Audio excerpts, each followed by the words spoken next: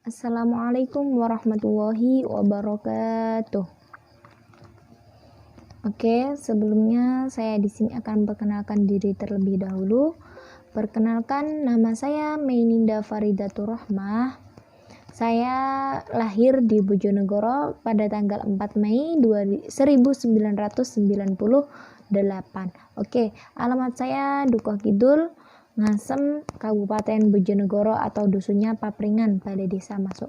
Kemudian status saya adalah mahasiswa PPL IAI Sunan Giri Bojonegoro Prodi PAI. Saya di sini mengampu mapel fikih di kelas 12 IPA dan IPS. Oke, sebelumnya mari kita mulai dulu atau kita buka dengan bacaan umul kitab. Kalian di rumah tetap berdoa dan saya juga udah bismillah. A'udzubillahi minasyaitonirrajim. Bismillahirrahmanirrahim. Alhamdulillahi rabbil alamin. Arrahmanirrahim. Maliki yaumiddin. Iyyaka na'budu wa iyyaka nasta'in. Ihdinas siratal mustaqim. Siratal ladzina an'amta 'alaihim ghairil maghdubi 'alaihim waladdallin. Amin. Semoga pada pertemuan kali ini kita semua dalam keadaan sehat walafiat. Oke. Pesan dari Bu Guru, tetap jaga kesehatan kalian di rumah, tetap patuhi protokol kesehatan. Oke. Kalian bisa manggil saya dengan sebutan atau dengan panggilan Bu Ninda atau Bu Mei, terserah kalian. Oke. Kemudian langsung saja ya, tanpa panjang lebar. Di sini saya akan menjelaskan tentang sistem pemerintahan Islam atau di bab pertama kita, yakni sistem pemerintahan Islam. Apa sih sistem pemerintahan Islam itu? Yang pertama, pengertian pemerintahan atau khilafah. Atau khilafah itu menurut bahasa adalah artinya pergantian kepemimpinan dan pemerintahan. Yang mana khalifah itu mempunyai nama lain, yakni ada imamah, ada imarah, dan hukumah. Jadi ada nama lainnya atau sinonimnya, namanya ya ada 3. Jadi khilafah itu ya kepemimpinan ya pemerintahan. Kemudian kalau menurut istilah, pemerintahan Islam adalah sistem pemerintahan yang mana pelaksanaannya itu menganut berdasarkan nilai-nilai agama Islam. Itu ya dari pengertian bahasa dan istilahnya. Kemudian tujuan pemerintahan Islam, apa sih tujuannya? Kalau secara khusus yakni mewujudkan kepemimpinan yang islami dan dasar-dasar pemerintahan yang adil di kehidupan Islam itu ya. Jadi tujuannya pemerintahan Islam itu. Kira-kira ada apa saja sih di dalam pemerintahan Islam? Oke, kemudian dasar-dasar pemerintahan Islam. Dasar-dasar pemerintahan Islam di sini ada 5. Ada dasar tauhid. Dasar tauhid berarti kita tuh mengisahkan Allah, di situ juga ada dalilnya ya, so pasti itu. Kemudian yang kedua, dasar persamaan derajat sama manusia. Maksudnya gimana? Yakni bahwasanya semua manusia itu adalah derajatnya sama, baik polisi, baik bidan, baik orang miskin, baik pengemis, semuanya itu derajatnya sama. Yang membedakan adalah nilai ketakwaannya. Kemudian yang ketiga ada dasar persatuan Islamiyah. Ada dasar yang keempat, ada dasar kedaulatan rakyat, dan ada dasar keadilan bagi seluruh rakyat. Itu jadi ada 5 dasar yang harus kita ketahui. Kemudian di sini tadi sudah dijelaskan apa itu khilafah, sekarang adalah khalifah. Tolong dibedakan antara khilafah dan khalifah, itu sudah memiliki arti yang berbeda.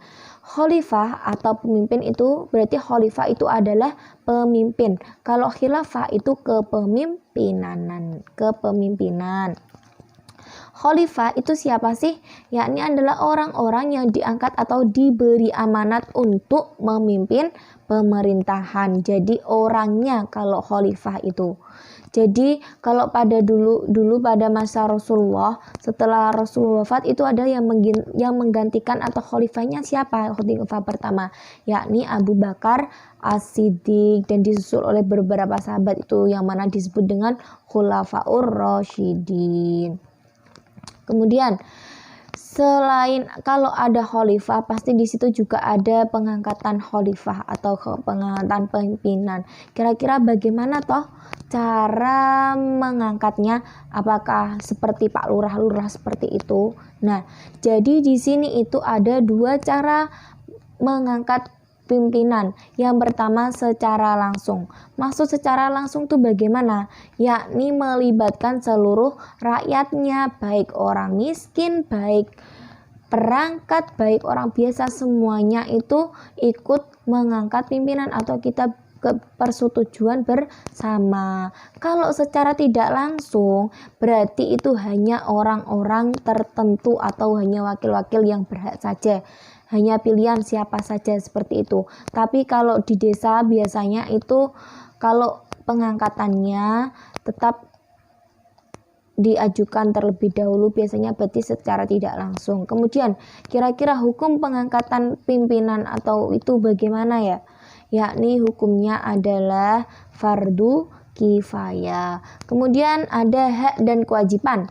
Di sini sebenarnya ada banyak sekali haknya, tapi cukup saya jelaskan, yakni kalau namanya hak, apa sih bedanya hak dan kewajiban? Hak itu yang diperoleh, kewajiban yang dilakukan, yang harus dilakukan. Di sini ada salah satunya adalah hak kebebasan beragama. Jadi kita itu bebas beragama sebagaimana dalil Allah dalam surat Al-Baqarah, yakni la ikraha fiddin, tidak ada paksaan dalam memeluk agama. Kemudian kalau kewajibannya ada 3, yakni yang pertama adalah kalau kita ada pimpinan, ada orang yang memimpin atau ada khalifah, maka kita harus tunduk dan patut pada pimpinan. Yang kedua yakni adalah cinta tanah air, itu adalah kewajiban kita, karena siapa sebelum kita yang berada di sini kalau nggak ada cinta tanah air, kalau nggak ada tanah air.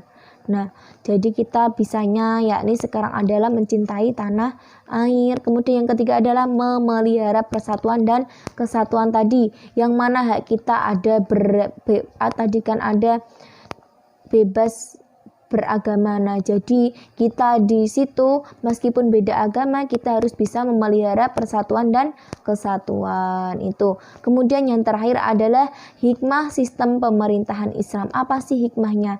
Yakni salah satunya adalah kita ingin menciptakan atau membentuk negara kita, yaitu adalah baldatun thayyibatun wa rabbun ghafur, yang mana biar terwujud. Oke, dari sini mungkin ada yang ditanyakan. Oke, jika tidak, sudah ya, cukup sampai sini pertemuan kali ini. Semoga apa yang sudah Bu Guru sampaikan bisa bermanfaat bagi kalian. Jangan lupa tetap belajar di rumah, jaga kesehatan, tetap patuhi protokol masa pandemi COVID 2019. Wa akhiran, wallahu muwaffiq ila aqwamit thoriq. Assalamualaikum warahmatullahi wabarakatuh.